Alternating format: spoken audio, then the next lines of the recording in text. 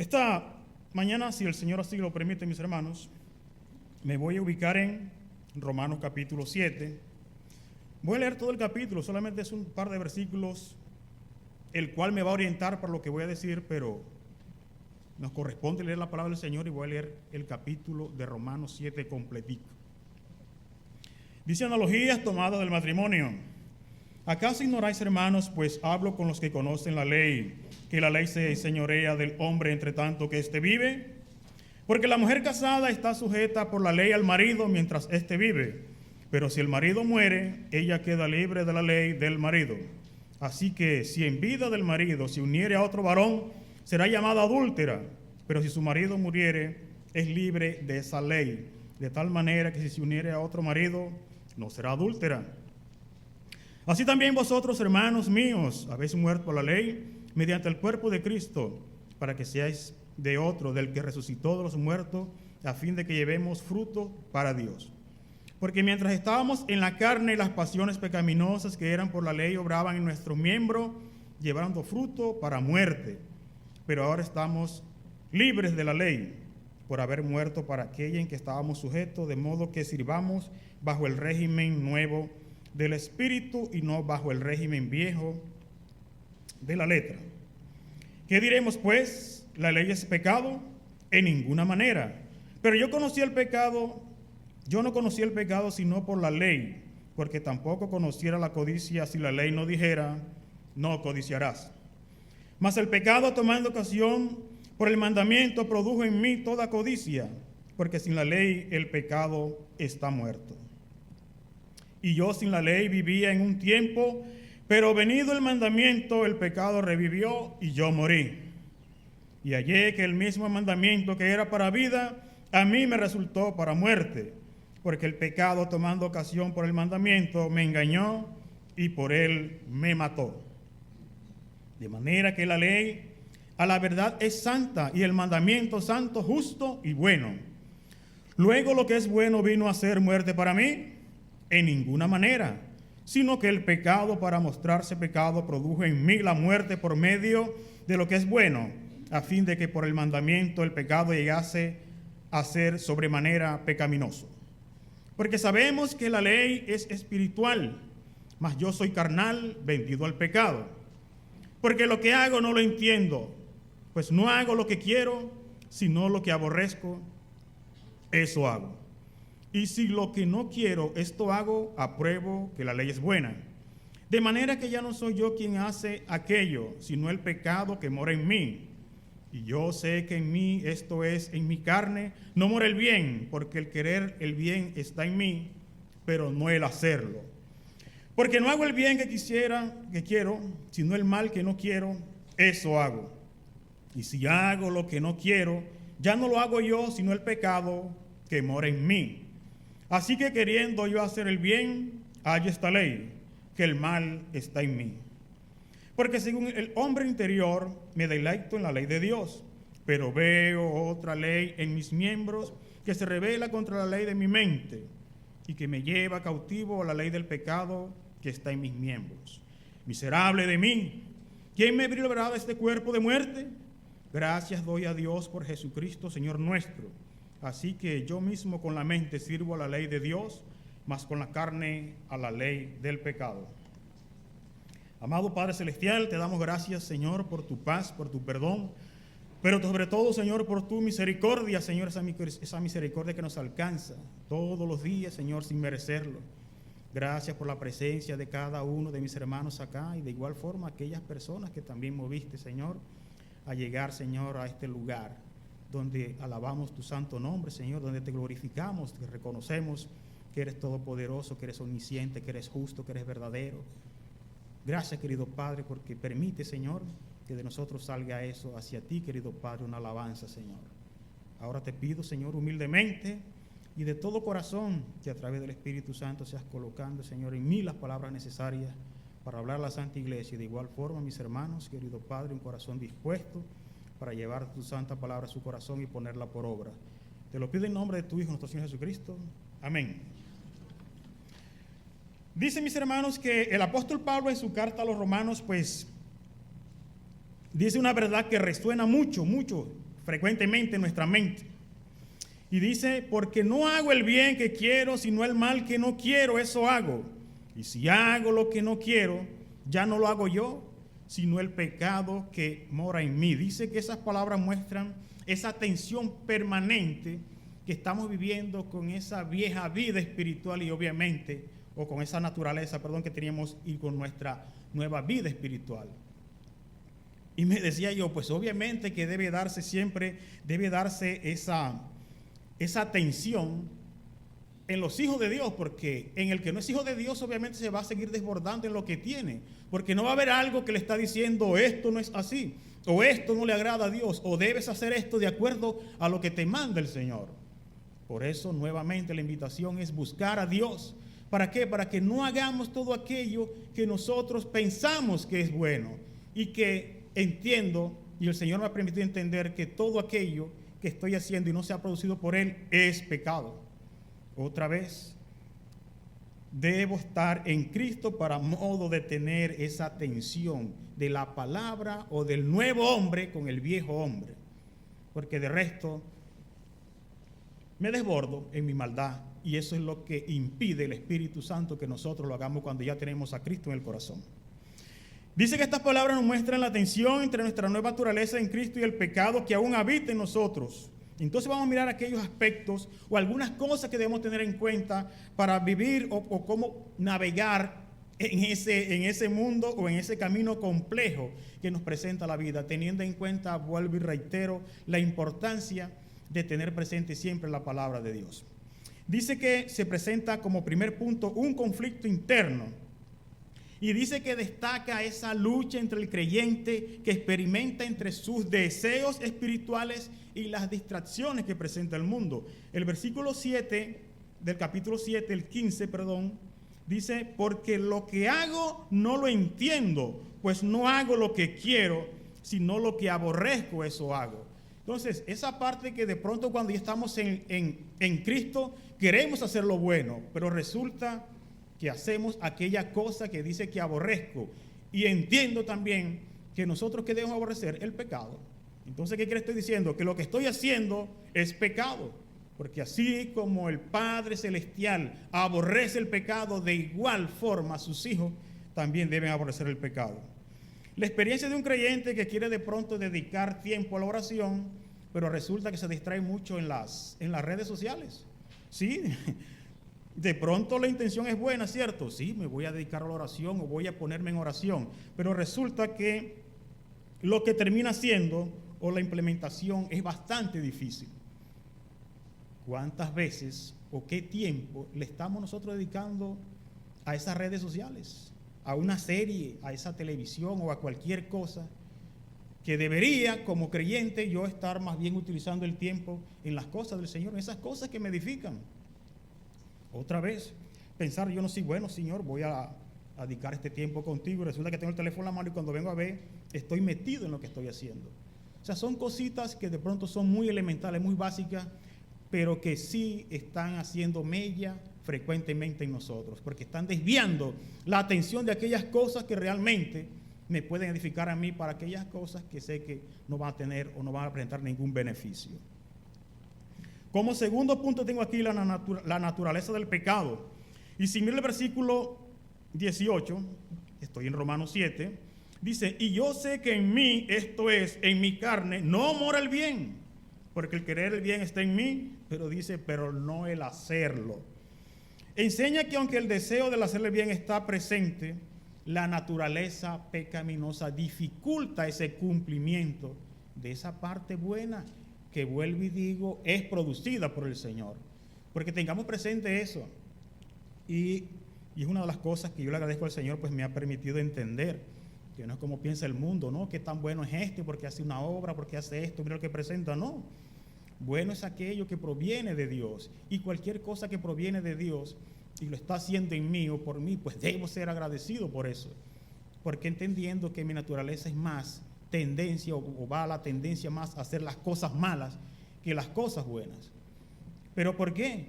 Porque depende también qué tanto tiempo estoy yo alimentándome de esa fuente que siempre decimos, en la cual debemos estar nosotros pegados que es Dios, que es su santa palabra, que es la oración, que es la comunión con aquellos que también tienen ese conocimiento de Dios, que también sienten esa cercanía con el Padre Celestial y que de igual forma pues quiere cumplir con lo que Él está mandando.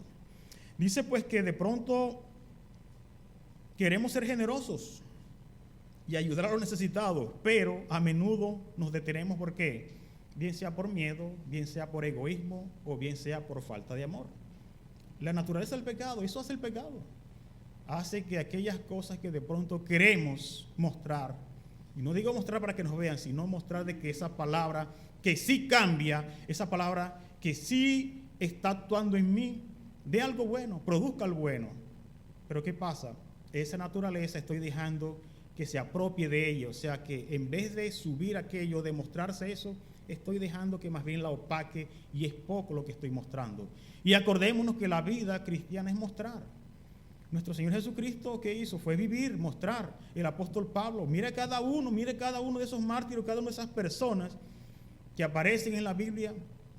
Fue el vivir, fue el mostrar. No es tanto llenarse de palabras, porque eso es fácil, cualquiera lo puede hacer. Y sabemos que hay personas, y hay uno en particular que la conoce perfectamente, pero que no puede actuar en base a él, porque obviamente no es Dios quien se lo produce.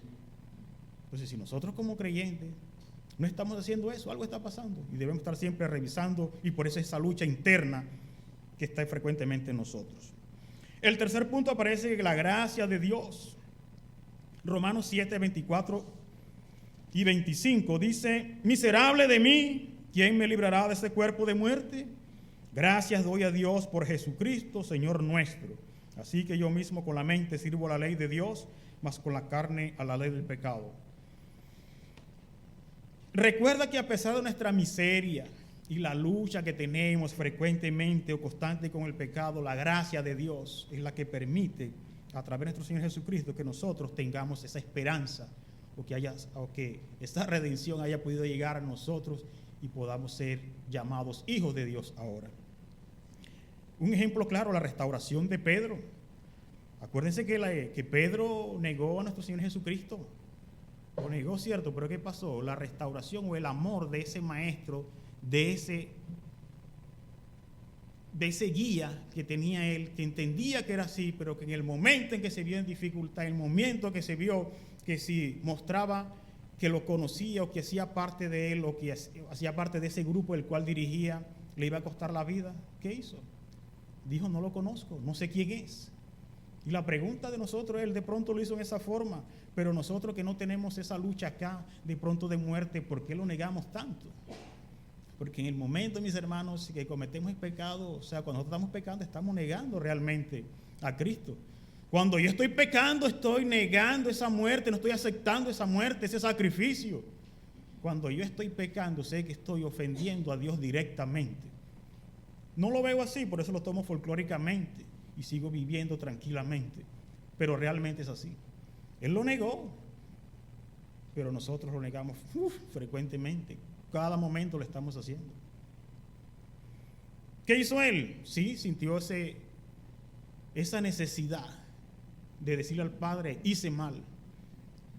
Desconocí a aquel por el cual estoy viviendo, o por el cual pues iban a tener una vida eterna, o por el cual pues una enseñanza que les estaba dando de cómo debería ser. Nosotros de igual forma lo estamos haciendo. Venimos aquí los domingos, venimos aquí los miércoles, los viernes. Estamos haciendo lo mismo, recibiendo enseñanza. Pero ¿qué tanto, Milton? Hablo para mí, porque cuando digo me estoy metiendo yo. ¿Qué tanto estoy aplicando eso? ¿Qué tanto estoy asimilando eso? ¿Qué tanto tengo presente el no negar a mi Señor Jesucristo en esas acciones que estoy teniendo? Más bien afianzarlo cada vez más bien decir: sí, Él está ahí en mi vida, y por lo tanto tengo un cambio, por lo tanto actúo diferente, por lo tanto debe verme de una forma diferente a lo que me están viendo, y no porque lo diga yo, sino porque lo vean, porque es fácil decirlo. Soy creyente, eso es fácil decirlo, pero que alguien lo diga: él es creyente, eso es difícil. Y eso es lo que debe ser, que la gente vea el cambio en nosotros, no que nosotros lo promulguemos, sino que la gente realmente lo vea. Como cuarto punto dice que está la importancia de la comunión. Y ahí sí quiero que un hermano en Hebreos 10 me lea, me hace el favor, el versículo 24-25, donde se enfatiza el papel crucial de la comunión en la vida del creyente. Hebreos 10, 24 y 25. Y considerémonos unos a otros para estimularnos al amor y a las buenas obras, no dejando de congregarnos como algunos tienen por costumbre, sino exhortándonos, y tanto más cuanto veis que aquel día se acerca. Miren, el papel crucial que tiene la comunión, ¿cierto? Exhortándonos esa parte o haciendo ese llamado, esa invitación. Bueno, digo una invitación entre comillas porque es una obligación que debo tener yo como creyente. Buscar siempre estar en comunión, buscar siempre estar en esos espacios que el Señor me permite tener con aquellos que son sus hijos. De ahí, mis hermanos, no es una invitación, vuelvo y digo, la importancia de venir a los cultos de oración. Es una forma de estar en comunión, es una forma de darme cuenta yo de mis hermanos cómo están, de darme cuenta de la necesidad que tienen mis hermanos. Conocer. Usted sabe, mis hermanos,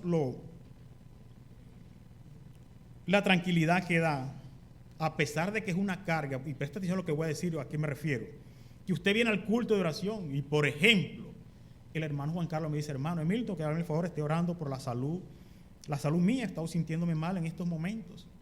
O sea, si yo no vengo al culto, si yo no me doy cuenta del hermano, y de igual forma no voy a tener el privilegio de orar por él, porque es un privilegio nosotros orar, interceder por los hermanos, es un privilegio que tenemos. Entonces, ¿por qué? La pregunta es para mí, porque yo he dejado de venir también algunos viernes, muchos viernes, algunos muchos. O sea, ¿por qué perder yo ese privilegio de reunirme para orar? A pesar de que muchos digan, no, que en el culto de oración es que se ve realmente la espiritualidad de la iglesia. Yo no lo veo de esa forma, me refiero es que es la necesidad más bien. Ahí es donde se ve qué tan necesitado estoy yo de estar en comunión con mis hermanos. Qué necesitado estoy yo realmente de interceder por mis hermanos. O sea, qué tanto lo quiero hacer. Y debería ser eso frecuentemente en el corazón. 15, 20, por mucho, 4, 5, 6, muchas veces los cultos de oración. El culto de oración es para que estuviera así, siempre nutrido. Otra vez, no es una invitación ni un regaño, sino una reflexión para mí porque digo, he dejado de venir a algunos cultos también de oración. No, hermano, pero es que yo puedo quedarme orando en la casa y es lo mismo. No es lo mismo. No es lo mismo, ¿por qué? Porque usted no se está dando cuenta realmente. Usted no está tomando la carga de ese hermano que en ese momento le está diciendo, y si lo está diciendo es porque tiene esa necesidad de que nosotros oremos por él, de que lo apoyemos. Y eso es lo que se hace realmente en el culto de oración. Dice que un grupo de apoyo en la iglesia que se reúne para animarse y orar unos por otros en las luchas que cada uno tenemos. Si tenemos cada uno luchas, que si las tenemos, claro que las tenemos, porque mientras estemos en este mundo, nuestro Señor Jesucristo decía, en este mundo tendréis aflicción, pero confiad, yo he vencido al mundo, y es la tranquilidad que nos da a nosotros. Sí vamos a tener aflicción, sí vamos a tener lucha, y esa lucha interna del creyente que me está diciendo qué debo hacer, qué no debo hacer, qué estoy recibiendo, cómo lo estoy llevando, eso debe ser motivo de revisión. Y cómo mejor que apoyarme en aquellos que son temerosos de Dios, que tienen esa fe también, esa esperanza en el Señor, de que compartimos una misma fe, una esperanza, un bautismo, un Señor, un mismo cuerpo. O sea, son tantas cosas que tenemos en común para que siempre estemos juntos y buscar la forma, vuelvo y digo, de llevar las luchas o de sobrellevar las luchas los unos con los otros. Aquí está mi hombro, hermano Manuel, venga, lloro por usted. Hermano Emilton, aquí estoy. Eso es lo que nosotros requerimos, eso es lo que necesitamos. Dice el quinto punto, la batalla del pensamiento. Y en 2 de Corintios 10:5, 2 de Corintios 10:5 dice, derribando argumentos y toda altivez que se levanta contra el conocimiento de Dios, y llevando cautivo todo pensamiento a la obediencia ¿a qué? A Cristo. Todo nuestro pensamiento, toda nuestra idea debe ser esa. Todo lo que asimilemos, todo lo que llevemos, lo que se produzca aquí, sometida a la obediencia a Cristo, sometida a este parámetro que nos da el Señor a través de sus santas palabras. Hermano, es que no es difícil, es la disposición que tengamos nosotros para hacer las cosas. Porque todo es de disposición. Sí, Dios produce tanto el querer como el hacer. ¿Por qué? Por su buena voluntad. Pero usted también debe tener dispuesto eso. Sí, yo sé que la voluntad del Señor va a ser así, quiera yo no quiera, pero debo estar dispuesto, el cuerpo mío, todo mi ser, dispuesto a hacer lo que el Señor manda. Y esa es la parte que me corresponde a mí, ser diligente en eso, en tener esa disposición, que Él se va a cargar de hacer el resto. No solamente ser diligente, no en una acción que tenga que hacer, en una cuestión de trabajo, no, diligente en la vida mía, ponerla siempre al servicio, poner siempre a disposición del Señor, pero debe estar aquí siempre en el pensamiento. Dice que aquellos pensamientos pueden ser engañosos y dolorosos, pero es fundamental recordar las verdades de Dios para superar esos desafíos. El enemigo susurra mentiras sobre nosotros, pero debemos recordar las verdades de Dios para contrarrestar esos pensamientos negativos. Le llegó algo a la cabeza, pero mire la otra contraparte. Pero de la única forma, mis hermanos, de tener esa otra contraparte ahí, es esto. El alimento diario, o sea, debo estar frecuentemente a esto, por eso digo, 2, 3, 4 horas en un celular, 5 minutos leyendo la palabra y ya estoy cabeceando. Entonces la cosa está grave. Ese alimento no está llegando, me estoy alimentando de otra cosa que me va a poner bofo, que me va a poner vano, que no va a servir para nada, y aquello que me va a dar la fuerza y la energía, no estoy consumiendo lo necesario. Y hay que mirarlo así realmente. Realmente debo mirarlo así, lo digo para mí. Sexto punto, tengo aquí la palabra de Dios como arma. Y aquí algo muy fundamental, mis hermanos, y ustedes todos lo conocen, cuando hablamos de la armadura de Dios. Efesios 6, 17. Y eso voy a tomar, dice, voy a partir desde el 13. Dice, por tanto, tomad la armadura de Dios para que podáis resistir en el día malo. Y habiendo acabado todo esto, dice que estar firmes. Estad pues firmes, ceñidos vuestros lomos con la verdad y vestidos con la coraza de justicia y calzados los pies con el apresto del evangelio de la paz.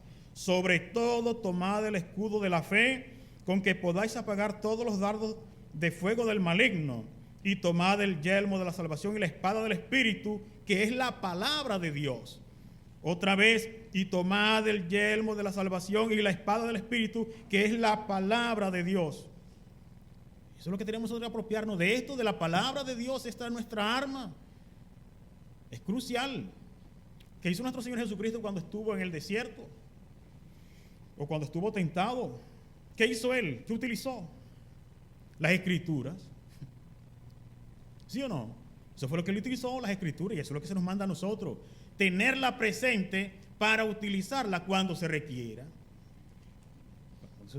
Cuando utiliza aquella persona que tiene una espada para defenderse, se defiende de una u otra, ¿cierto? Y va defendiendo y la va metiendo para donde vaya aquella arma que viene en contra de él, la mete a cualquier parte para defender la parte donde va dirigida esa otra arma. Y eso es lo que está haciendo cualquiera que viene, cualquier dardo que venga, cualquier cosa que venga. Esto nos permite a nosotros, pero vuelvo, insisto, Milton, tú no puedes defenderte si no la tienes presente, si no la tienes realmente agarrada. ¿Cómo lo vas a hacer?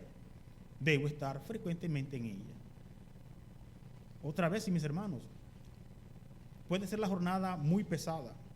Puede ser la jornada muy pesada, o sea, coloque a aquella persona que tiene un trabajo que yo sé que en cualquier momento tiene descanso. Cualquier momento tiene descanso. Por muy pesado que sea el trabajo, aliméntese de eso, téngala ahí. Si no tiene la Biblia esta, un Nuevo Testamento, lo que usted quiera, o si tiene el celular, coloque lo que sea en la palabra de Dios. Sí nos da para eso, el tiempo nos da para eso.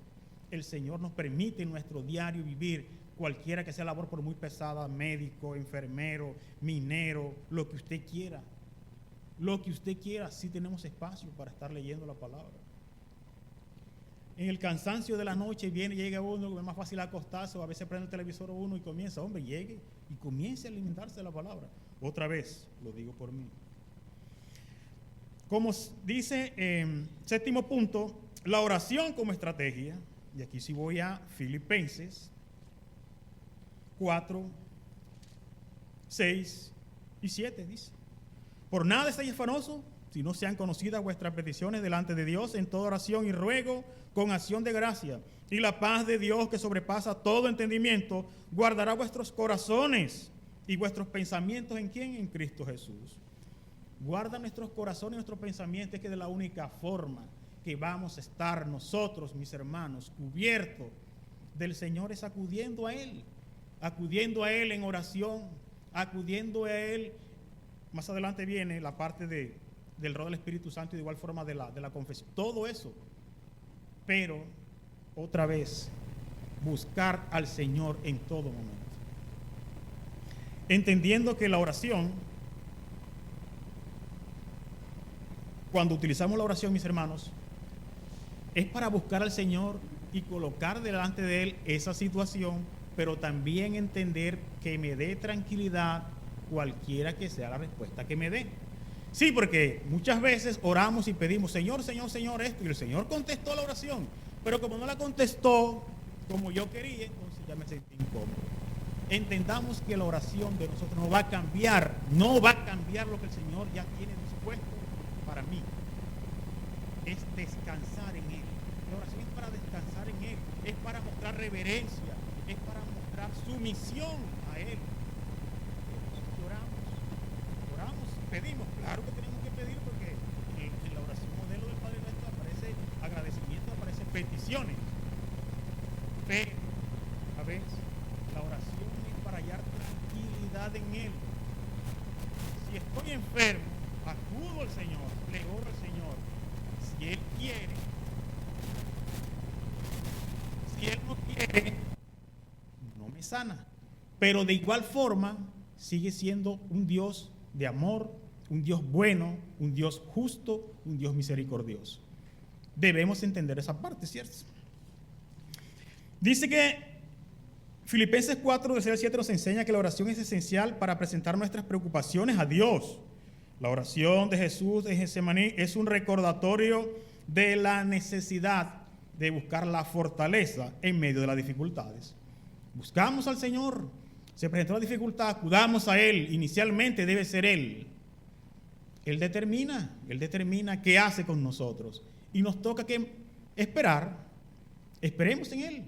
Oramos, sí, porque oramos generalmente, pasan 2 o 3 minutos, y no se ha solucionado esto, ya quiero yo buscar por otro lado. No, ore y espere en el Señor. Claro, que uno espera en aquel del cual está confiando y está colocando su plena confianza, ¿no? De resto, cuando ya hago eso, digo, ¿será que lo va a hacer o no? Entonces yo mejor voy haciendo aquí por si las moscas no sale lo que estoy esperando y me voy por este lado. No, entonces eso no es confianza en el Señor. Tengo aquí por 8º punto, dice el rol del Espíritu Santo. Un hermano que me haga el favor de leer Gálatas 5:16. El rol del Espíritu Santo. Digo pues, andad en el Espíritu y no satisfagáis los deseos de la carne. Vivir conforme al Espíritu, ¿cierto? Y para que nos guíe y fortalecernos para resistir a las tentaciones, no satisfacer los deseos de la carne, que eso es lo que frecuentemente está. Cualquier cosa que me genera esto, o sea, da esa sensación o esa de querer hacer lo que está pidiendo. No, entendamos que esto aquí se queda. Esto aquí se queda, mis hermanos. Esto aquí se queda, por muy elegante, por muy bonito que usted se pueda ver, que lo haya hecho el Señor. Esto se queda aquí, esto se pudre. Hay unas necesidades que son básicas que el Señor da para eso, la comida, el vestido, listo, eso. Pero no meternos en la mente aquellas cosas que entiendo no hacen parte o no van a ser parte del reino de Dios. Acuérdense, mis hermanos, que lo que aprendamos aquí del Señor, eso no lo llevamos. Creo que es lo único que nos vamos a llevar en la mente para allá. De resto, más nada. Todo se queda aquí. Todo se queda aquí. Entonces, la invitación para mí es, aprender cada vez más del Señor, afianzarme cada vez en el Señor. Y cuando llegue allá, pues ya llevo algo en mi mente realmente. Y es que de la única forma que yo pueda resistir a cada una de esas circunstancias en el presente de la vida es estando firme en el Señor. De resto, no hay otra forma, es que no hay más. Yo no sé cómo hacíamos o cómo hacía yo realmente cuando estaba fuera del Señor. ¿A qué me refiero? A que es uno aquí cuando está con el Señor y coloca uno delante del Señor y guarda una esperanza, Padre, algún día y llegará, Padre, y tú si lo tienes dispuesto me lo darás. Pero estando allá, o sea, ¿qué esperanza tenía? No había esperanza. Y es lo que debemos tener firme o presente siempre en nuestra mente. Dice que la transformación de Saulo a Pablo es un testimonio del poder del Espíritu Santo en nuestras vidas. Transforma, claro que sí transforma. Transforma nuestro pensamiento, por eso nuestra forma de pensar debe ser diferente. Si yo era egoísta antes de ser creyente, eso debe ir mermando demasiado, porque no voy a decir que va a ser perfecto, porque sabemos que aquí no vamos a ser perfectos, la perfección es allá, pero eso debe mermar, debe irse degradando de tal forma que quede casi nada. Y así con cada uno de aquellos pecados que tenía, porque ese cúmulo que tenía de pecados, si le pongo a quitar a cada uno, de todas formas va a quedar una cantidad grande, no, pero no va a quedar con la potencia que tenía, sino va mermando, y eso lo va haciendo la palabra de Dios. Cada cosita debo necesariamente colocarlo. Si me gustaba echar mentira bastante, Señor, no permitas que lo haga. Vuelvo y digo, por eso es la necesidad de poner de mi parte. Señor, quítame lo mentiroso, y cuando veo a un hermano si ya se la tiro, ¿cómo así? Pero pon de tu parte. ¿Cómo quieres que te lo quite si lo estás haciendo? Sigues en eso todavía. Y es cuando digo yo, si le estoy haciendo en eso, frecuentemente lo estoy practicando. Y el que practica el pecado no es de Cristo. Así lo dice la palabra, no lo digo yo, así lo dice la palabra. 9. La confesión del pecado. Primera de Juan 9 asegura que la confesión de nuestro pecado ante Dios resulta en perdón y limpieza. Primera de Juan 1:9. Ajá. Ese es el versículo. Si confesamos nuestros pecados, Él es fiel y justo para perdonarnos y limpiarnos de toda maldad, dice. Confesarlo. Y la confesión, bueno, siempre le digo a Jenny, mija, la confesión para mí, así como la petición, si yo quiero, porque yo he escuchado pues, a varios que no, que simplemente diga, hermano, oren por mí ya, pero yo sí le voy a decir a usted, hermana Beatriz, ore por mí, le voy a decir, hermana Beatriz, ore por esto y por esto particularmente. Yo estoy diciendo que eso es un no, o sea, en la Biblia no voy a encontrar eso, no, pero sí me dice que debo confesar mi pecado y también entiendo que si confieso el pecado debo decir, Padre, te confieso que hoy adulteré, o sea, con nombre. Pienso, vuelvo y digo, para mí, que así como confieso el pecado, así también pido para que oren por mí, por algo en particular. No, lo que pasa, hermano, es que hay cosas que uno de pronto no puede decir porque algunos no lo toman de buena manera o de pronto aquella persona todavía no está en la fe firme y va a pensar cosas mal. Ya eso es problema ya de cada quien con Dios, cómo va a tomar eso que yo estoy pidiendo para que oren por mí. Por ejemplo, hermano Samir, esté orando por mí porque tengo la situación apretada y él no trabaja, ya está en la pelúa. ¿Qué está haciendo él con el sueldo? Quizá qué está haciendo y mira cómo lo está pidiendo. No, o sea, si yo hago eso es porque tengo la necesidad con mis hermanos de la fe, que va a haber esa consideración, va a haber esa parte de interiorizar para él, porque es de su hermano lo que lo está pidiendo. No es para llevar chisme ni para crear controversia. Hermana, ore por mi hogar. Se la está haciendo de Milton a Jenny.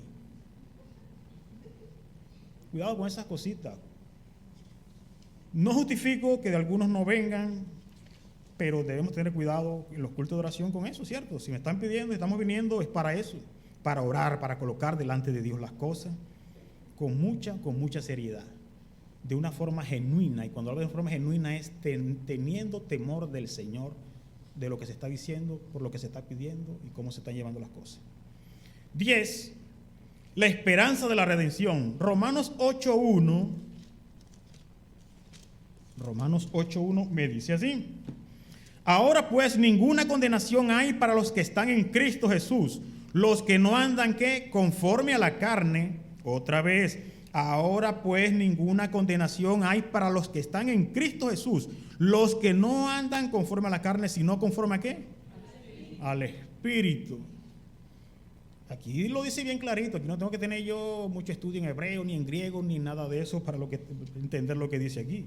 Los que andan conforme al Espíritu, para eso no hay ninguna condenación, dice.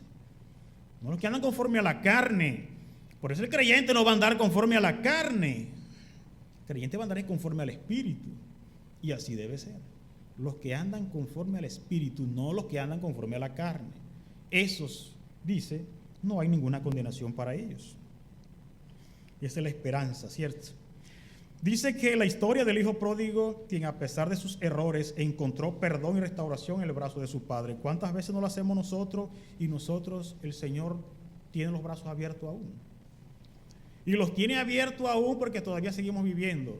Y a pesar de que nos quite la vida, muchas veces nos las puede quitar para que no nos desbordemos o para que no sigamos en esas cosas malas. Pero el Señor sigue ahí, con los brazos abiertos a pesar de lo que hago, a pesar de lo que digo, a pesar de lo que dejo de hacer. Él sigue ahí, esperando que yo siempre vuelva a Él. ¿Por qué? Esperanza de esa redención, ¿cierto? Esa esperanza me escogió, dice que antes de la fundación del mundo me llamó, me santificó, me justificó. Ay, y yo qué doy. O sea, todo ese beneficio de allá para acá y que hay de aquí para allá, debería haber algo también. Y es lo que nos toca a nosotros revisar.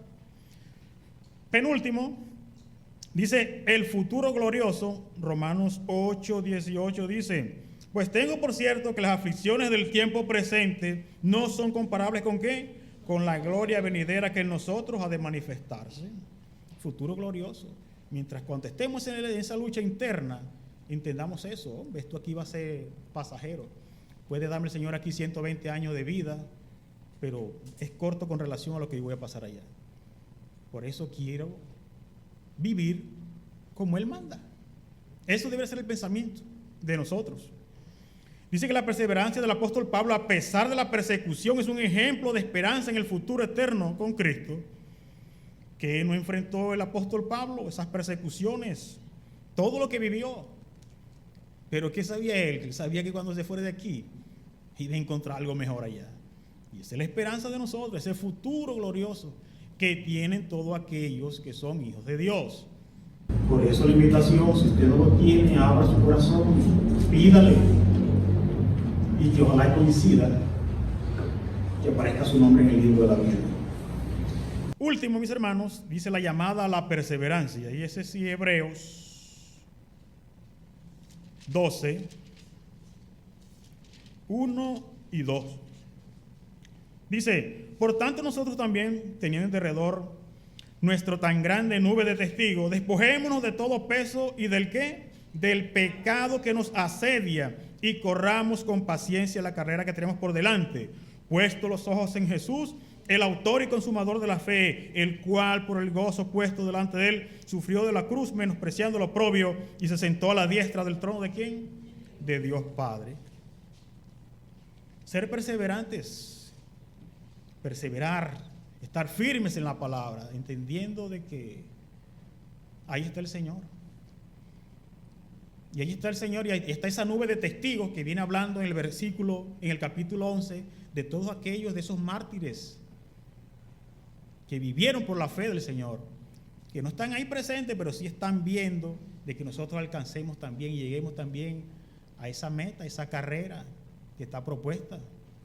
En eso consiste. Miremos la vida de ellos y nosotros realmente la hemos tenido fáciles con relación a ellos. Y a pesar de eso, no estamos llevando la vida que el Señor quiere. En Milton, bueno, no estoy llevando, para que no decir, no, pero usted, ¿por qué va a decir que yo? No estoy llevando la vida que el Señor quiere que lleve.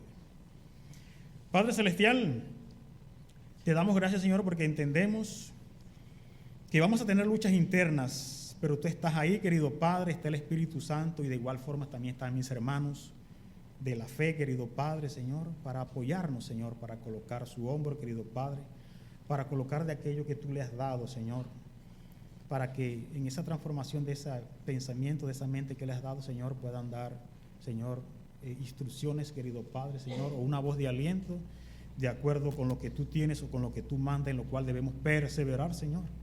Lo cual debemos estar firmes, querido Padre, Señor, entendiendo, Señor, que la vida es corta, Señor, pero para aquellos, Señor, que todavía no te tienen, querido Padre, Señor, si no abren su corazón, Señor, si no aprovechan el momento de buscarte a ti ahora, Señor, sabemos que es tarde. De igual forma, para aquellos que te conocen, querido Padre, Señor, permite que hagamos las cosas bien, para que pueda llegar toda acción a ti, Señor, en olor fragante, querido Padre, Señor, para que cualquiera persona, Señor, que nos vea como somos cartas abiertas en el mundo, puedan decir: este es un hijo de Dios, querido Padre, Señor, no por nuestra boca, Señor, sino por nuestras acciones. Y el vivir del creyente, querido Padre, debe resumirse, querido Padre, eso en el actuar donde quiera que esté, Señor, en su vida diaria. Gracias, Señor, por lo que nos das, lo que nos permites. De igual forma te pido, Señor, si así lo tienes dispuesto, nos lleves con bien a cada uno de nuestros hogares. Te lo pido en Cristo Jesús. Amén.